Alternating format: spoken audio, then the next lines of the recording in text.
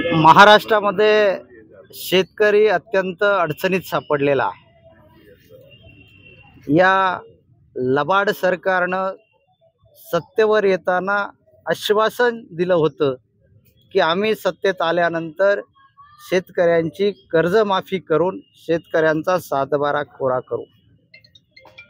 या सरकारनं असंही आश्वासन दिलं होतं की शेतीमालाला हमीभाव आम्ही देऊ.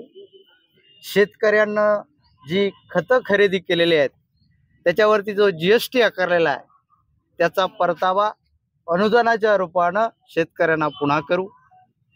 त्या लबाड सरकारनं असंही म्हटलं होतं की लाडके बहीण योजना जी आहे त्या लाडक्या बहिणी योजनेसाठी आम्ही त्या बहिणींना महिन्याला 2100 रुपये देऊ.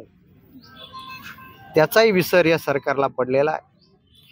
हे सरकार राज्यामध्ये शेतकऱ्यांच्या शेतावर जाण्यासाठी 45,000 पानंद रस्ते बांधणार होतं. त्या पानंद रस्त्याचा विसर ह्या सरकारला पडलेला आहे आणि म्हणून हे लबाडांचं सरकार आहे.